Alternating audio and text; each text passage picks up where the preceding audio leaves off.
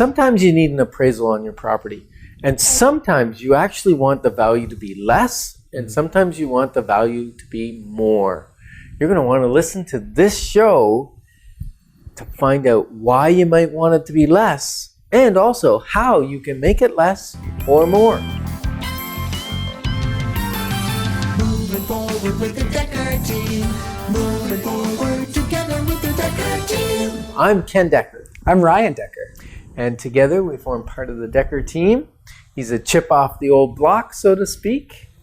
And we are excited about bringing you this show about appraisals. And also we're going to talk a little bit about the valuation of a property, what a realtor does, and what an actual appraisal consists of and why they're different. Yeah, because a lot of people think they're the same thing. They think, an appraisal, can't you get that from a realtor? Or, do they have to be a licensed appraiser? Does an appraiser have to come from the bank, or can you just call one out of the phone book or online? Yeah.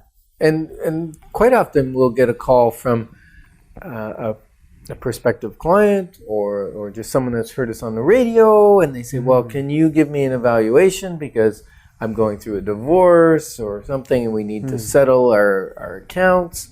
And generally the answer is, no. Actually, I can't.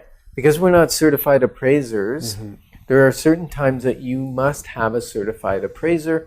And as a matter of fact, even sometimes, depending on the lender, there's only specific appraisers that they have on allow. the list. If they're And not if on the list, doesn't matter.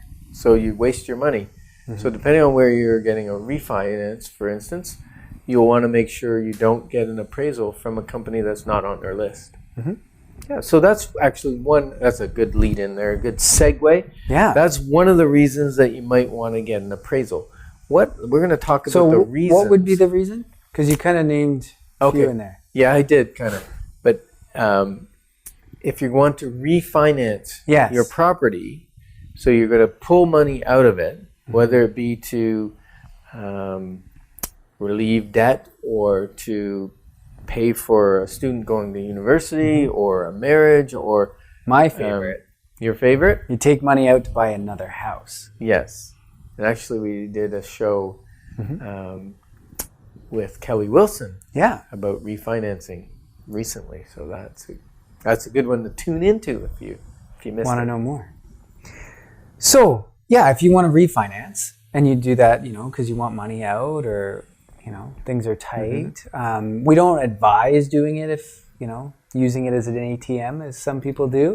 They wait the 5 years, it's time to renew, and they increase their debt load and they're never really getting ahead. So we don't advise that. Right. And that could be a reason why you're doing it. So what are some other reasons? Divorce. Divorce, I mentioned earlier in the show, divorce. The reason, that's the division of assets. Right.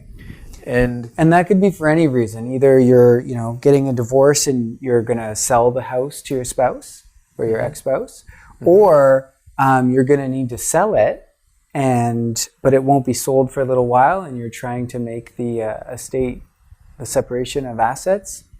Right. So there could be... And as long as it's somewhere in the vicinity, then it's not hard to adjust. But if you're out by $50,000 or $100,000, that can be a big problem.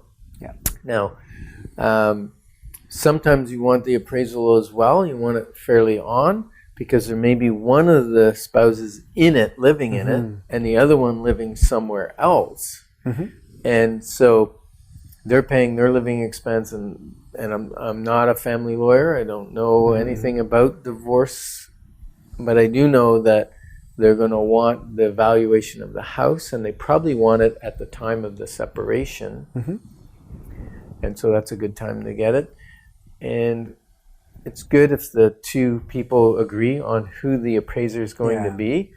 And if not, sometimes court might say get two appraisals. And as long as they're within 10%, they'll sometimes average it. And if they're beyond 10%, they might order a third appraisal.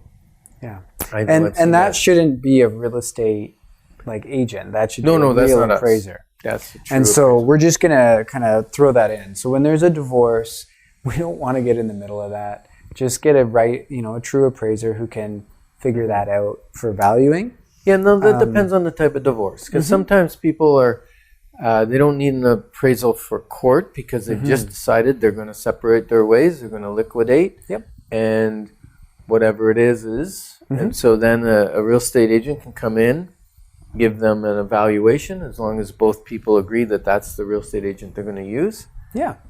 And then we go ahead and sell the house, Right. and the money we get is the money the house is worth. Right. And so that's not so much an evaluation for legal For a court. Right. That is an evaluation for, do we want to, sell it?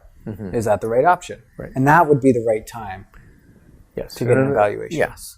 Another reason would be for a change of use. Oh, interesting. So how do you change, like, let's say it's my house. What do you mean change the use? Well, for instance, you're doing that right now because you're living in a property that you're about to move into another principal residence and turn that into a rental. Yes. Now, when you, in the end, sell it, the government's going to want to know what the value is of when you change the use so that you can pay capital gains on the difference. And sometimes people come to me and go, I need the value of the property from 20 years ago. And I'm sorry, I don't have the data. And you can get that appraisal. It's called like a forensic or a post appraisal. They will do it. And it's very expensive to do it back that far. A current appraisal is so much easier. So if you're So gonna what change kind the of use, cost is, let's just hit that real quick. I know it's kind of off topic, but we of keep talking appraisal? about it. So cost of an appraisal for a regular residential property. We're not talking commercial at this point, just That's a good residential. question. I hate quoting other Yeah, I people's business, but I think you're going to be plus or minus 400. Yeah, I would say anywhere between 300 and 500, depending on what it is, who you're getting, what's required, if they're bank or not bank. And there's different appraisals, right? There's real estate value, but there's also rent amounts. That's usually a lower amount. Sometimes they can just do a drive-by appraisal. You mean appraisal based on the income of the No, property? that'll be much more, right? When it's... More expensive. Yeah. Yeah, when you start getting into a commercial type appraisal, I mean, I've paid for appraisals that were over $5,000. But that's not for a normal house. No. So, yeah, that's commercial. And that's why I'm saying we're talking about residential today, but, under $500 or right around that, you should be good. And a lot of times, if you're refinancing, you're going to pay for the appraisal. If you're buying a house and the lender's giving you a mortgage, a lot of times the lender pays for the appraisal. Yeah.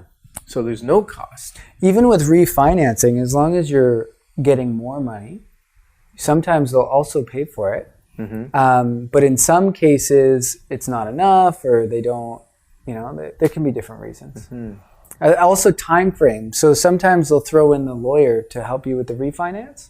But if there's not enough time for their lawyer to do it, because they need a lot more time, you'll have to pay a regular real estate lawyer, which will be a lot more expensive. So you want to start doing your refinance as early as you can, like a couple months out, not a couple weeks out. Okay. So we really haven't gotten into yet the reason we might want to reduce the value of our property. So stay tuned.